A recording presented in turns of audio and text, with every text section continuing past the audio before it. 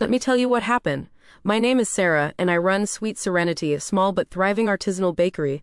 It's my passion, my art, and after 5 years, it's finally bringing in a steady income, supporting me and my wonderful husband, David. David comes from a well-to-do family, and while they're generally supportive, his older sister, Clara, has always been a thorn in my side. Clara is the epitome of polished perfection, designer clothes, an immaculately decorated home, and an air of effortless superiority.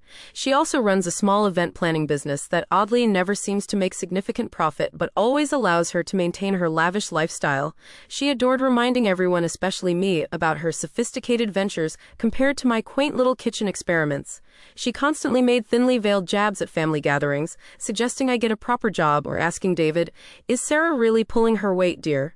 A small bakery is hardly a robust financial contribution to the family, is it?" David, bless his heart, would usually just try to smooth things over, mumbling about how much he loved my sourdough. The injustice truly started to grate when Sweet Serenity began gaining local recognition.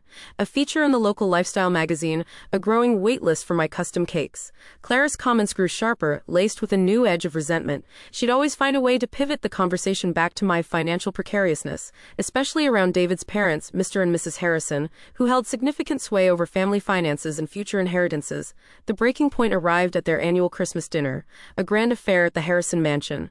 I was just about to announce a new line of organic dog treats, a venture I was incredibly excited about.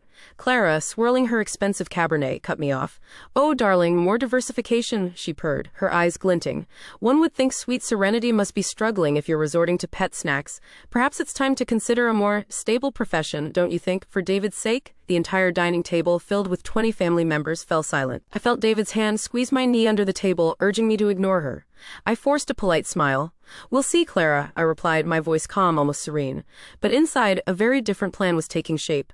I wasn't just going to see, I was going to find out exactly why Clara was so obsessed with my finances, and her own. This wasn't just about snobbery anymore, it felt like a calculated attack. And I was going to understand why. Natural narrative pause, imagine 2 to 3 seconds of suspense. The next morning, the calm facade evaporated.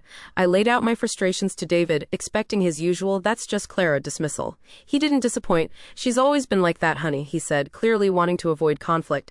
"Don't let her get to you." His words only solidified my resolve. This was something I had to tackle alone. I wasn't going to stand by while my sister-in-law systematically tried to undermine me, perhaps even sabotage my standing within the family. I immediately called my old college friend Emily. Emily was a brilliant, no-nonsense forensic accountant who now ran her own small firm. I explained the situation.